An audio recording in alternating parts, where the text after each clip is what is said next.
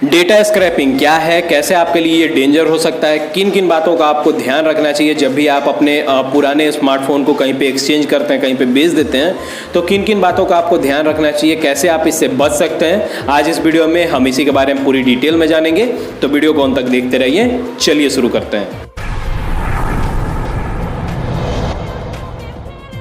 यहाँ पे data scrapping समझने से पहले सबसे पहले आप ये समझिए कि सेलफोन स्क्रैप क्या होता है। स्क्रैप का सीधा मतलब है कि आप किसी भी फालतू की कबाड़ पड़े चीज को बेच देते हैं, हटा देते हैं, उसी को स्क्रैप बोलते हैं। सेलफोन स्क्रैपिंग में पुराने फोन के जितने भी इंटरनल पार्ट्स होते हैं उसको अलग अलग किया जाता है। जरूरी उसके जितने भी इंटरनल पार्ट्स जो कि मतलब अभी यूज में है, जो कि खराब नहीं हुए हैं, उसको निकाल कर बेचा जाता है। सेलफोन स्क्रैप से सीधा मतलब है कि आप अपने घर में पड़े हुए फालतू जो पुराने खराब पड़े सामान है उसको आप जैसे बेच देते हैं, वैसे ही सेलफोन स्क्रैप का मतलब है कि कबाड़ पड़े फोन को बेचा जाता है। नॉर्मल लाइफ में हम ध्यान नहीं देते हैं, अपने पुराने फोन को चेंज कर कर एक्सचेंज कर कर बेच कर एक हम नया फोन ले लेते हैं, लेकिन इस फोन में अभी क्या क्या डेटा है इसको हम ध्यान नहीं देते हैं। सोच लेते हैं कि हमने एक बार अपने फ़ोन को फॉर्मेट कर दिया तो हमारी जितनी भी डेटा थी वो डिलीट हो गई, लेकिन ऐसा नहीं है। आज इस वीडियो में मैं आपको यही बताने वाला हूं कि आपको फ़ोन वगैरह एक्सचेंज करने से पहले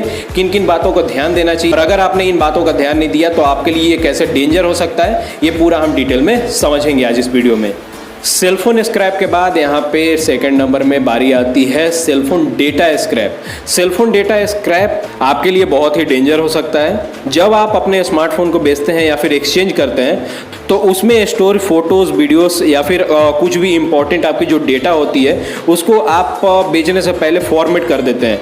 लेकिन आपको ये बात जानकर बहुत ही हैरानी होगी कि आपने जो वहाँ पे फोटोज़ वीडियोस अपने फ़ोन से डिलीट किया हुआ है वो वापस से रिस्टोर भी हो सकता है। सेलफोन डेटा स्क्रैपिंग में आप अपने फ़ोन में पड़े मतलब जितने भी आपके फ़ोन में स्टोर डेटा थे उसको आप डिलीट कर देते हैं, फॉर्मेट कर देते हैं। जहाँ पे फोटोज़, वीडियोस, आपके बैंक की इन्फॉर्मेशन, आपने जो लॉगिन किया हुआ था एप्लीकेशन में, वो सारी इन्फॉर्मेशन आपके फ़ोन में कहीं ना कहीं स्टोर होती है, जिसको एक रिकवरी सॉफ्टवेयर के थ्रू बहुत ही आसानी से रिकवर भी किया जा सकता है। जब फ़ोन के डेटा के स्क्रैपिंग होती है तो आपके फ़ोन में जितनी भी सारी फाइल्स वगैरह थी उसको रिकवर करने के लिए वो लोग यूज़ करते हैं, जहाँ पे आपसे जुड़ी हुई सभी इन्फॉर्मेशन को वहाँ पे बहुत ही आसानी से रिस्टोर किया जा सकता है और उस सारे चीज़ों को गलत काम के लिए यूज़ किया जा सकता है। यहाँ पे फ़ोटोज़, वीडियोस, जो भी डेटास वगैरह होती है वो रिकवर करना कोई बड़ी बात नहीं है, वो बहुत ही आसानी से आप रिकवर कर सकते हैं। बहुत सारे ऐसे एप्लीकेशन हैं जो कि फ्री में आपके गूगल प्ले स्टोर पे अवेलेबल है, आपके कंप्यूटर फाइल के लिए अवेलेबल हैं,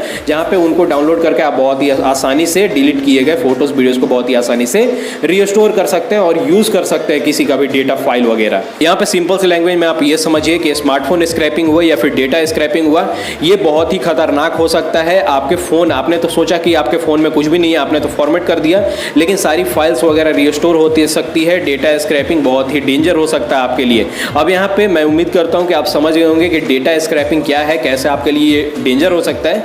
अब यहाँ पे डेटा स्क्रैपिंग से आप कैसे बच सकते हैं, क्योंकि आपके पास अगर मानिए आपके पास कोई आपका एक पुराना फ़ोन है जिसको आप एक्सचेंज करके कोई नया फ़ोन लेना चाहते हैं, तो अगर आपको बेचना है अपने फ़ोन को तो कैसे आपको अपने फ़ोन को फॉर्मेट करना है, स्टेप बाय स्टेप मैं आपको इस वीडियो में बताने वाला हूं। सबसे पहले आपके पास कोई भी एक स्मार्टफोन है, उस स्मार्टफोन की आप सेटिंग में चले जाएंगे। सेटिंग में जाएंगे, यहां पे आपको एक पासवर्ड एंड सिक्योरिटी का ये ऑप्शन दिखाई देगा, इस पे आपको क्लिक करना है। स्क्रॉल डाउन करेंगे, यहां पे फिर देखिए ये प्राइवेसी का ऑप्शन है, इस पे आप क्लिक कीजिए। स्क्रॉल डाउन कीजिए, यहाँ पे देखिए एक ऑप्शन आपको दिखाई दे रहा होगा, इनक्रिप्शन एंड क्रेडेंशियल। ये अभी इनक्रिप्टेड मोड में है, जैसे यहाँ पे देखिए अभी हमारा फ़ोन इनक्रिप्टेड मोड में है। अभी इसको मैं चेंज नहीं कर सकता हूँ, इसलिए क्योंकि जो भी ये स्मार्टफोन MI के, पोको के, मतलब रेडमी से रिलेटेड जितने भी ये स्मार्टफोन है, रेडमी ब्रांड के, शाओमी ब्रांड के जितने भी ये स्मार्टफोन होते हैं, उनमें जो ये इनक्रिप्शन एंड क्रेडेंशियल वाला ये मोड होता है, ये ऑटोमेटिक इनेबल होता है। इसका मतलब ये इनक्रिप्शन एंड क्रेडेंशियल सेटिंग का मतलब ये होता है कि आपको अपने फ़ोन में जितने भी सारे मतलब फोटोज़, वीडियोस, जो भी डेटा वगैरह आपके फ़ोन में, स्मार्टफोन में स्टोर थे, उन सारे को इनक्रिप्शन मोड में रखना। जैसे इनक्रिप्शन मोड का मतलब ये होता है कि जो हमने इस फ़ोन में स्टोर किया वो इस फ़ोन तक ही मालूम है, इसको कोई रिस्टोर नहीं कर सकता है, कोई इसको देख नहीं सकता है। जैसे व्हाट्सअप वगैरह में भी कुछ मैसेज वगैरह आपने सुना होगा कि end to end encryption mode में होता है, जहाँ पे आपने अपने फ़ोन से कुछ मैसेज किया और जो सामने वाले पर्सन को रिकवर हुआ सिर्फ उसके पास ही वो मैसेज दिखाई देगा, मतलब कि इस मैसेज के जो भी सेंड हो रहा है यहाँ से ए पॉइंट से लेकर जो बी पॉइंट तक मैसेज जो सेंड हो रहा है,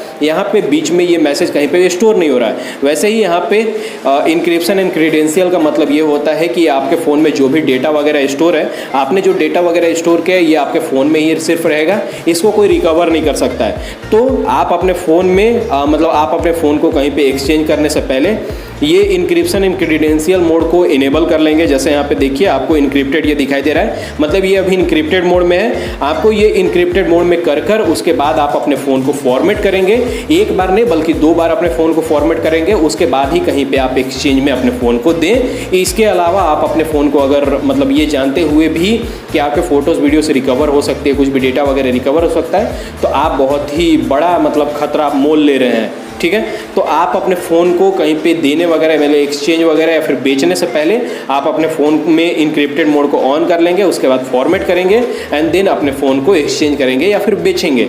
अगर आपके फ़ोन में मतलब ये बहुत सारे अलग अलग ब्रांड के फ़ोन में ये हो सकता है कि ये जो इंक्रिप्शन एंड क्रेडेंशियल वाली ये जो मोड है ये आपके फ़ोन में अनक्रिप्टेड हो, तो आप जब इसको ओपन करेंगे तो यहाँ पे आपको ये जो इनक्रिप्ट फ़ोन का ऑप्शन दिखाई दे रहा है, इस पर आप जब क्लिक करेंगे तो वहाँ पे अनक्रिप्ट और इनक्रिप्ट का 2 ऑप्शन होगा, वहाँ पे आप इनक्रिप्ट करके उसके बाद ही अपने फ़ोन को फॉर्मेट करें। यहाँ पे एक न्यूज़ ये भी निकल के आ रही थी कि आपके फ़ोन में जो इनक्रिप्शन वाली मोड है ये सिर्फ और सिर्फ एंड्रॉयड 11 तक ही दिखाई देगा। एंड्रॉयड 12 के बाद जो इनक्रिप्शन वाली मोड है वो आपके फ़ोन में सेटिंग दिखाई नहीं देगी, वो वहाँ पे स्टोर नहीं करेंगे। वो इनक्रिप्शन वाली जो सेटिंग है वो आपके फ़ोन में ऑटोमेटिक पहले से इनेबल होगी, आपको कहीं पे सेटिंग नहीं दिखाई देगी। तो ये अभी जो आपको मैं दिखाई दे रहा हूँ, आप यहाँ देख भी सकते हैं, मैं जो ये फ़ोन यूज़ कर रहा हूँ इसमें एंड्रॉयड 10 है, ठीक है। तो यहाँ पे 10 तक तो मुझे इंक्रिप्शन और क्रेडेंशियल का मोड दिखाई दे रहा है। अगर आपके फ़ोन में अगर आपके पास कोई फ़ोन है जिसमें एंड्रॉयड 12 है, अगर वहाँ पे आपको नहीं दिखाई देता है तो आप टेंशन मत लीजिए, आप डायरेक्टली अपने फ़ोन को फॉर्मेट कर सकते हैं और आपके जितने भी सारे डेटा वगैरह हैं वो डिलीट हो जाएगी। हाँ, ध्यान दीजिएगा, एक बार फॉर्मेट करेंगे जब आपका फ़ोन चालू हो जाएगा तो आप सेकेंड टाइम भी अपने फ़ोन को फॉर्मेट कर लेंगे ध्यान से, उसके बाद ही कहीं पर बेचेंगे और एक्सचेंज करवाएंगे, ठीक है। तो मैं उम्मीद करता हूँ कि आप समझ गए होंगे कि डेटा स्क्रैपिंग, स्मार्टफोन स्क्रैपिंग क्या है और आप इससे कैसे बच सकते हैं। आप इस वीडियो को देखकर पूरा समझ गए होंगे। तो फिलहाल आज की वीडियो में बस इतना ही। अगर आपको ये वीडियो पसंद आती है तो वीडियो को लाइक करें, कमेंट करें, शेयर करें, चैनल को सब्सक्राइब करें। मिलते हैं नेक्स्ट वीडियो में, तब तक के लिए बाय बाय, जय हिंद।